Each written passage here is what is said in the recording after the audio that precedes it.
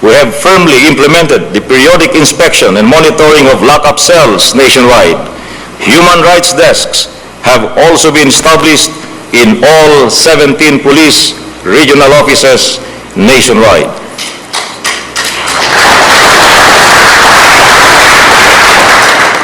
Given all that we have done toward an improvement of competencies, what best reflects the gains we have achieved is the decrease in crime rate on a national scale and the successful arrest of criminals and wanted persons.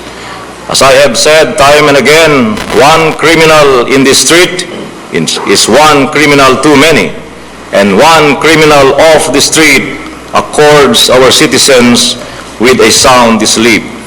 With the sustained accounting of wanted persons and the intensified service of warrants of arrest, we have placed behind bars 137 of the country's most wanted persons with a head price each or monetary reward for their capture. Also, a total of 37,797 persons were arrested, 303 surrendered, and 12 were killed. This is in connection with our campaign against the most wanted persons without head prices. Our intensified anti-illegal drugs resulted in the arrest of 16,651 and confiscation of illegal drugs with an estimated value of 2.2 billion pesos. We have subsequently filed 12,000 cases in courts, and we were able to neutralize 234 criminal gangs. We also arrested 13,015 persons in our anti-illegal gambling drive. In relation to this, 22 police commanders found to be remiss in their effort were relieved from their posts in line with our policy, one strike policy.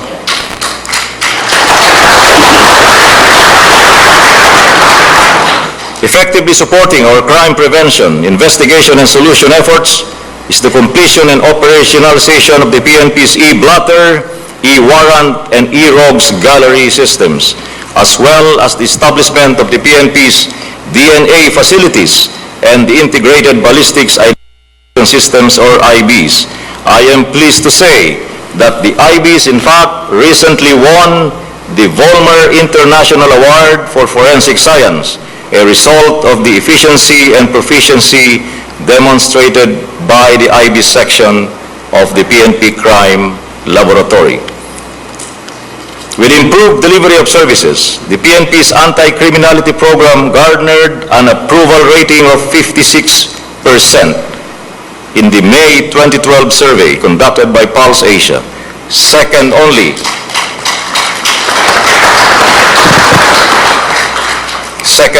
to the government's program against corruption.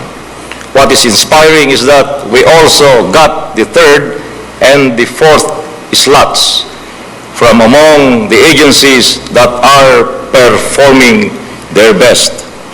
We registered a 5.75 decrease in the average monthly crime rate, while the index crime decreased by 3%.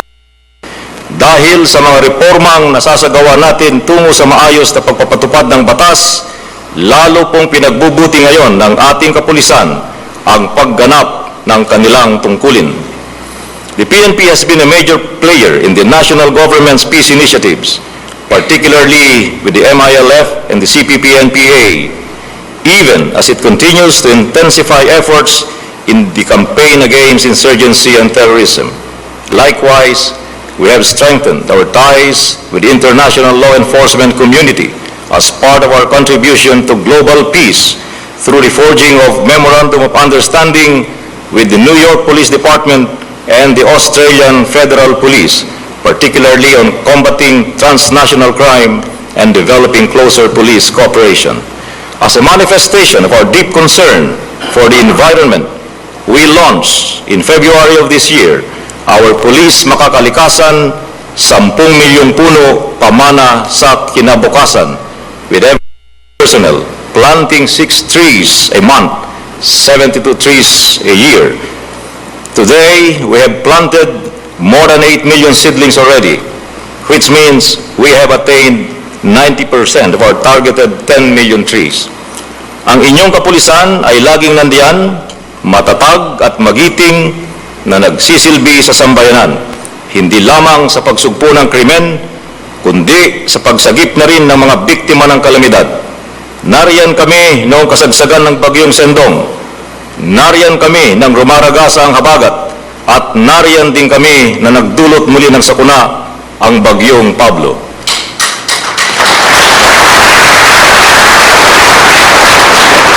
Sa pagkakataong ito, nais kong ipabot ang buong pusong pagmamalasakit at pakikiramay ng bawat miyembro ng pambansang pulisya sa mga kababayan nating nasalanta ng Bagyong Pablo.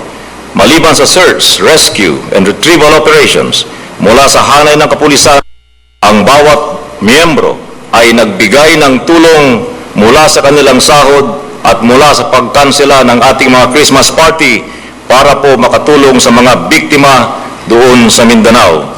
Nagpapasalamat ako sa pamilya ng ating mga pulis na nasalanta ng Bagyong Pablo sa kanilang pangunawa na inuuna ng ating mga pulis ang pagtulong sa iba at pangalawa na lang ang paglutas sa personal nilang problema. We have done all of this and more, and with pride and humility, I now submit my tour of duty report to the President and to the Filipino people.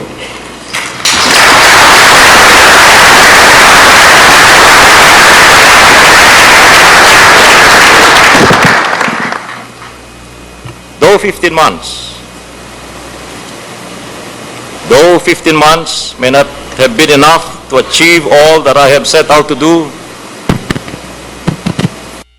I now stand before you, fulfilled and happy in the thought that I have done my best, but with a heart made heavy with the fact that I could have done more.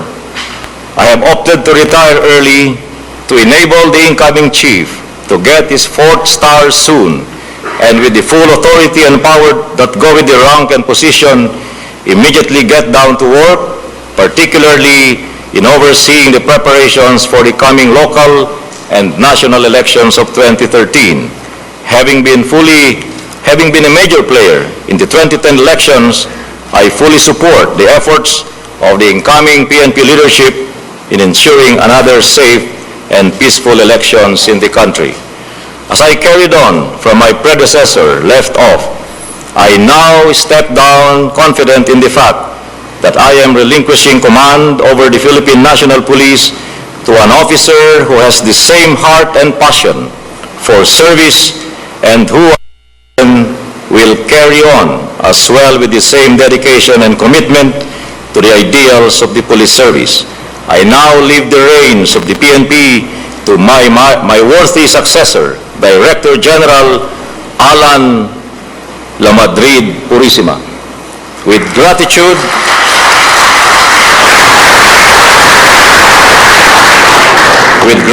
and fulfillment in my heart, gratitude to the Lord for the light and guidance that He has given me along my journey of leadership. Gratitude to His Excellency President Benigno Aquino III for the opportunity to lead the Philippine National Police.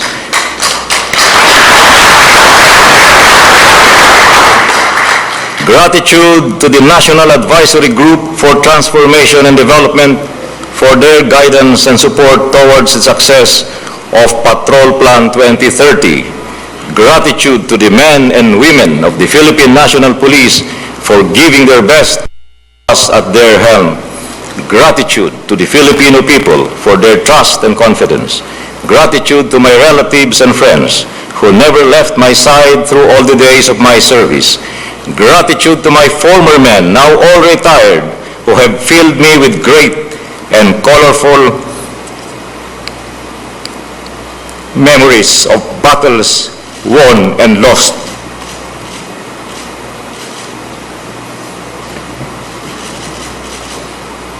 May I request my retired personnel to stand?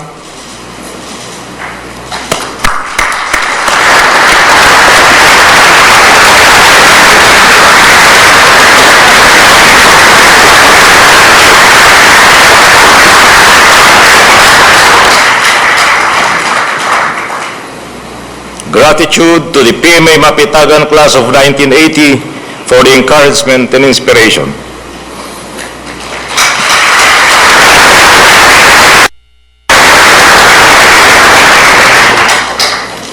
And though no amount of gratitude may be enough for all that they have done and continue to do for me, I thank from the bottom of my heart my wife Noemi and children ni Karen Nico.